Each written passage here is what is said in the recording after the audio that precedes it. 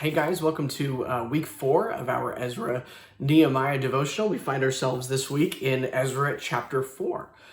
So last week we saw disappointment. We saw them building the foundations of the temple and now building it and expecting the glory of the Lord to return. But then the elders of Israel who had seen the previous temple that was destroyed before they were thrown into exile were weeping. They were weeping because it wasn't quite what the previous temple was, what the former temple was. And now in Ezra 4, we're actually going to see more disappointment. We're going to see some opposition come into play. We see this promise throughout the Old Testament, and specifically in places like Isaiah, where we see that the nations of the world flocking and gathering to Jerusalem to know and see the true God. And now here in Ezra 4, we're seeing the nations come to the Israelites. We're seeing them gather to Jerusalem and to the location of the temple, but for very different reasons than to worship the true God. We see in verse 3, these nations, they come before them. We see ancestors even of the current Israelites coming to these Israelites and saying, no, we will build the temple with you so we could worship your God with you. But in verse 3, it says, "But Zerubbabel, Jeshua, and the rest of the heads of the fathers' houses in Israel said to them, 'You have nothing to do with us in building a house to our God, but we alone will build to the Lord, the God of Israel, as King Cyrus, the king of Persia, has commanded us.'" See, we're expecting, as we see these people who are coming and gathering to the temple, we're expecting them to come to worship God, to help and worship, but then the leaders of the Israelites are saying, no, you can't help us. And then in verses 4 and 5, we see them, the residents of the land, we see them now conspiring to take down the Israelites. See, we're expecting this unification, people leaving behind their gods of their lands and coming to know the true and living God, the God of Israel, and yet the response is so different. We see the leaders of the Israelites who are saying, no, we don't want you here, and we're seeing them even coming there with motives to conspire against the Israelites to take them down.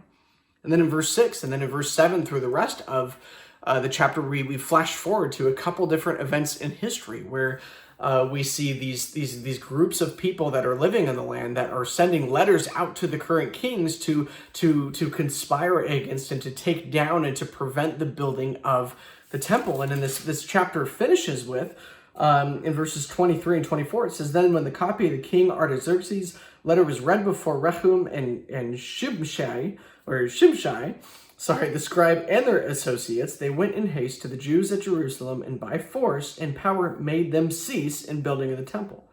And the work of the house of God that is in Jerusalem stopped, and it ceased until the 2nd year of the reign of Darius, king of Persia." So it stops for about 15 years. See, this is just really just covered with and littered with disappointment.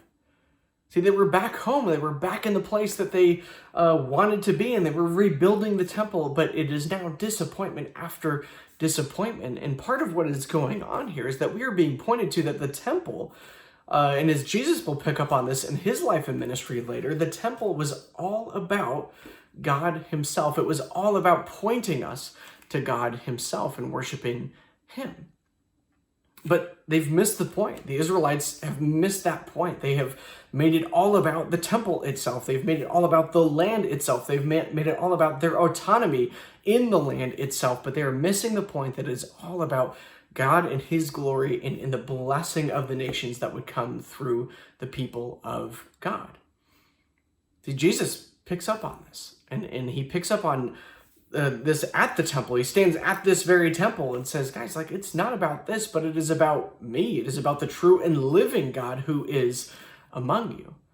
And so this passage, I think, can point us to a lot of things, but it can point us to the many ways that we tend to make this world about our comfort. We make this world about our desires and our passions, just merely that we find within this world, and not about our desire and passion for the gospel and for the gospel to be known.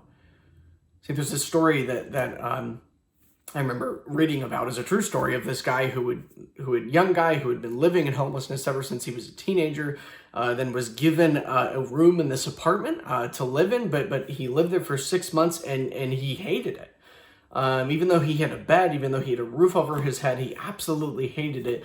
And after 6 months leaving there, he just took off in the middle of the night and without notice, and went and found a couple pieces of cardboard in an alleyway, and slept there in the rain at night, and said that was the most comfortable night's sleep that he had had in 6 months. See, that's what we do. We make home here in the world that we find ourselves in. We make home in the context that we find ourselves in. And we do that at the expense of even recognizing that there is a much better, much more comfortable place with Christ himself. And so you might say, well, how do I know the things that I cling to instead of God himself? Well, what are the things that you're most passionate about? What are you most defensive about? Are you more passionate about the friends that you have, knowing the gospel?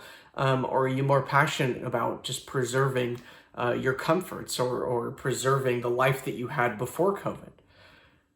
Are you more defensive about the honor of Christ? Are you more defensive about him being known in the world today? Or are you more defensive about people thinking things about you that aren't the greatest things? Like, are you prevented from sharing the gospel with people just because you think that they might not think so highly of you after doing so? Those are the things that our God is exposing. Those are the things that God is using this pandemic to expose in our hearts. So lean into those things, recognize those things, the many things that we have turned to for our comfort and our joy instead of Christ himself. It's like turning to a couple pieces of cardboard in a rainy alleyway in the middle of the night, and turning to that in favor instead of a comfortable bed and a roof over our heads. That is what home with Christ looks like versus trust trying to preserve and make a home here. So read through this chapter, read through Ezra 4, and think about and consider the many ways that you have turned to things in your life instead of Christ himself for your joy, satisfaction, and comfort. Thank you, guys.